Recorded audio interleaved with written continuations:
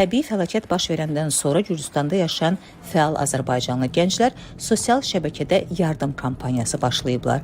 Yığılan məbləğ ilə insanların ilkin ehtiyaclarını qarşılamaq üçün Qabal bölgəsinə yollanıblar. Fəal gənclər yığıldıq ki, bu insanlara kömək edək. Demək olar ki, tələbəsindən tut, əsas tələbələr kömək elədi bizə.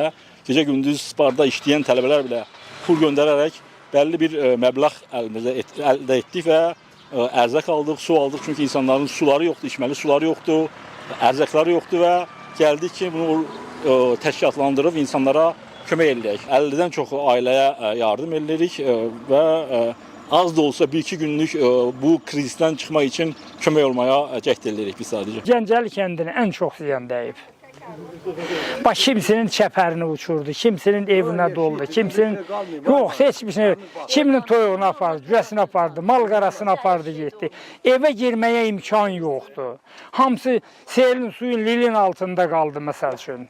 Bax, siz baxa bilərsiniz, burada, məsəl üçün, evlərdən lili hazırlayıb çıxarda bilmirlər bunlar, məsəl üçün. Rayon təşkilatlarla heç bir kəs buraya gəlib bizim həyatımızdan maraqlanmadı.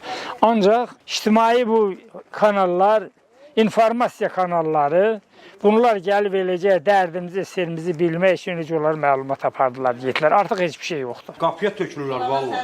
Səs məkana səs verir. Kömək elədim, mən sağ kömək eləyəm kimi, sən də mənə kömək elə. Bugünkü gündə qolumdan qaldı. Kənd sakinləri yalnız seçki dönəmlərində hökumət nümayəndələri tərəfindən yada düşdüklərini, indi isə heç kimin onlarla maraqlanmadığından gileylənirlər.